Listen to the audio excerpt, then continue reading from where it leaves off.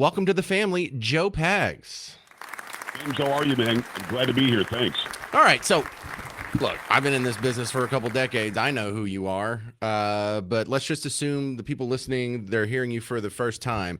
You're, like I said, you're one of the top 10 hosts in the country. Where'd you start? How'd you get to this point? What's your backstory? No, 35 years ago, I called a radio station out in Belglade, Florida, and I said, hey, man, I'd like to be on the radio. They said, yeah, right, whatever. But I ended up going out there making no money at all. I had my car repossessed and I kicked out of the apartment because I couldn't afford it. But that's how you start in radio. You go and you do anything you want to do, anything you can do to get on the air and show that you've got some, a little bit of something here. I did that for a long time. I moved up quickly, by the way. I didn't just have no car and no place to live. But I moved up pretty quickly and got into television news. Did that for 14 years, television news anchor, won a bunch of AP awards for journalism and everything else, and decided I wanted to have an opinion again and got back into talk radio probably, 2003 or 4, and been doing it ever since. So I do television and radio at the same time. And, of course, with all the live streaming that we've got online, we do a lot of that as well. But my background is I'm from New York originally, moved to Florida where I grew up. We ended up going to Michigan for television news. Then we went back to New York, and we've now been in the San Antonio area of the great state of Texas since, it'll be 20 years this year. It'll be 20 years. We came here in 2005. Well, see, that's one of the reasons I think you're going to be such a good fit here at WBAP is you're in Texas. And it'll be interesting to hear your thoughts on Texas news from a non-DFW perspective, because you can kind of confirm what we suspect is going on across the state. And also how issues like illegal immigration and school choice, you're having to live through that with us at the same time. So I think that's a huge advantage for you here at WBAP. Listen, first of all, when I found out that you guys were going to take a chance on me, I couldn't thank Bruce enough, and I already know about you, James. I think the James show is amazing. I love being on the airwaves here because I've always had an affinity for Dallas. When you drive into Dallas, you feel really good about the city. The first night out, I couldn't help but talk about Luka Doncic and that whole thing. Oh, my God. What on earth are these people thinking with that? That's a huge national story. But you're bringing out, caskets now in front of the stadium, and people are sad. They're never going to be, Mavericks fans again. You lost 700,000 followers on social media overnight. So what happens in Dallas very often does affect everybody across the entire nation, but certainly here in Texas, we're more tuned in. School choice, that's a huge story for us here in Texas. The razor wire that we were fighting with Biden over, huge story in Texas. What Greg Abbott's doing, what Dan Patrick's doing, what the legislature's doing, which, by the way, it's dominated by Republicans. They keep letting Democrats make decisions. Very strange in the Texas legislature. We are tuned into what's going on in Texas, and we're so proud to be on WBAP now. Let's talk about Joe Pags, the man. You're our new nighttime host here on WBAP. You're going to be on from 8 to midnight. But I remember a show you did years ago. I'm telling you, Joe, this may be like 7-8 years ago. Did you say you benched 400 pounds at some point? 505. Oh, my God. Yeah, I knew it was something ridiculous like that. Oh, Jesus. Yeah, well, but I was 33. I mean, I'm 58 now, so I can't do it now. But, we can still rep out 315 pretty easily. Good Lord. I've been in the gym a long time. I tried to get myself in shape a long time ago. So, James, I've got two choices. Be a fat guy or be a guy who's got some muscle, because I can't be skinny. That's just never going to happen. So I decided I should probably work out in the gym. But that was when I was like really hardcore, lived in Michigan, was a TV news anchor, and was lifting like an animal. Yeah, we did 505 for a rep, and then 455 for 3 reps after that. And then I never tried to top out again after. I thought that was enough. Good. How tall are you? 6'1". Oh, okay. 6'1", I go about 245, yeah. All right, well, you got me beat. Let's talk about your cast. Who are some of the other voices we can expect to hear on your show? Well, my daughter is my executive producer and my screener. Her name is Sam, and I also have Polo is my technical director, my TD, and I bring them in anytime I can. I had a news anchor for a long time, but she's dealing with a medical issue, so she stayed where we were before, and God bless her. But no, you'll hear all sorts of people all the time. The audio and the video all together, and of course what we put on the radio is going to be a combination of people that I've met over the last 35 years, like you. You go to the Rolodex and bring in voices that people know, and it just seems to work. We sort of do more of a fun, lighter morning show atmosphere when I'm not doing an interview, when it's not breaking news. So we try to bring humor in like you do. But we also do parody songs. I think I said Bye Bye Joe. I did a parody of Bye Bye Love to Joe Biden leaving on his last day. We're known for the parody stuff. I'm a musician at heart, so I do a lot of that stuff as well. But Yeah, the cast of characters, you'll get to know them if you listen from 8 to midnight here in WBAP. And hopefully you'll like them. And again, my daughter, Sam, being my daughter, adds another perspective completely. Because your dad, that's not the way you thought 20 years ago. So, I mean, that throws that injection of family stuff in there, too. I've got 5 daughters, by the way. I've got 5. All right. Well, thank you for letting me be nosy. Let's talk about the headlines of the day, because I want my audience to see how you kind of overlap very well with me, but maybe just a little bit different. For one thing, your thoughts on this Gaza takeover. The one complaint is like, well, what do you do about the 1.8 million Gazans who are there while you're rebuilding?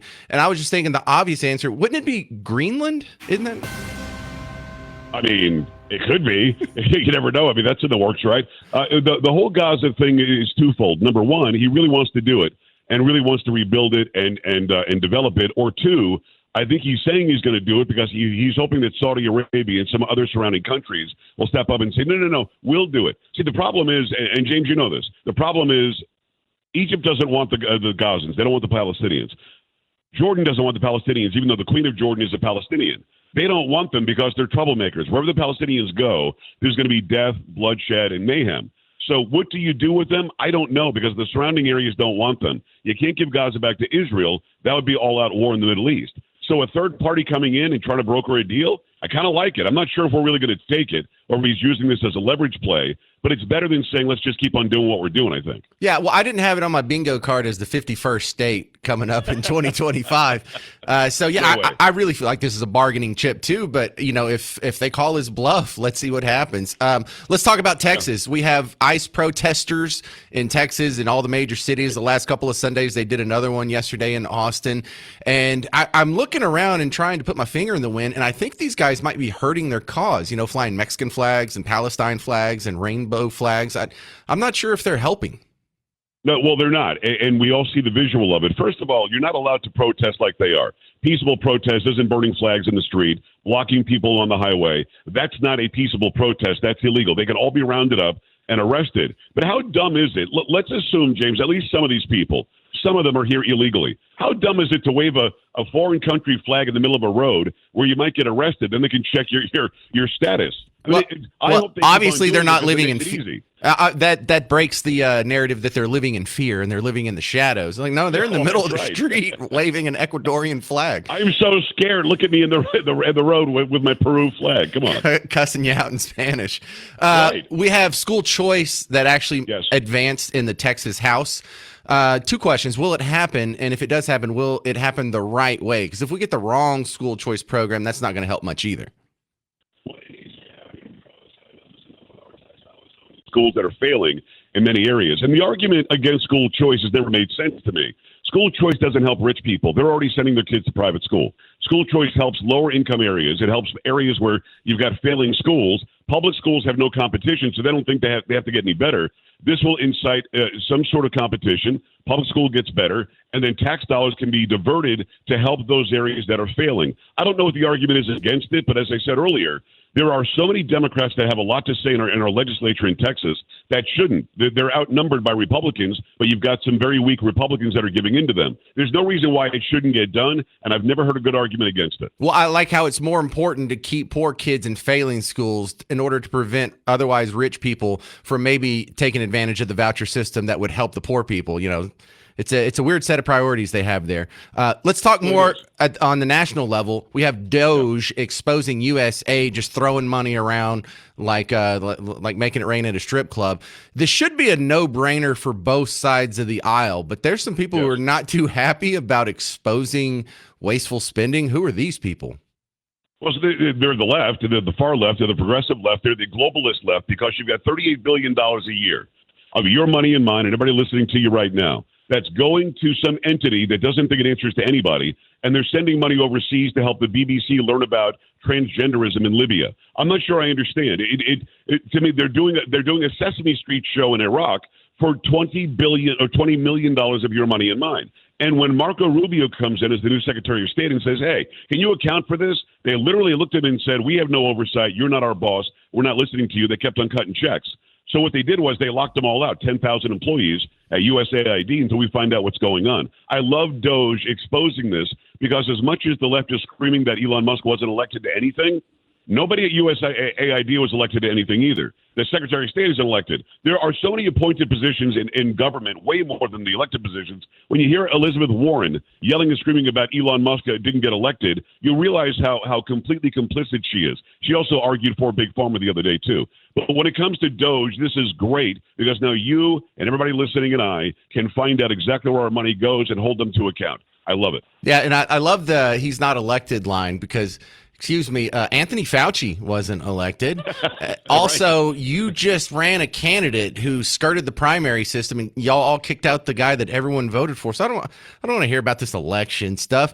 Yes, Joe Pags, you're our new night host on WBAP. Let me end on a fun note here. The Super Bowl.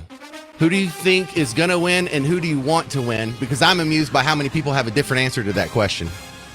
I'll tell you this. I just found out, I think, yesterday who's in the game. I stopped watching NFL football when Colin Kaepernick was flopping around on the sideline. I used to love it. But I will be watching. I watch one game a year so I can have all my cheese sticks and my tater tots and maybe M&Ms. But I don't know who's going to win. It's the same two teams, right? Philadelphia and Kansas City.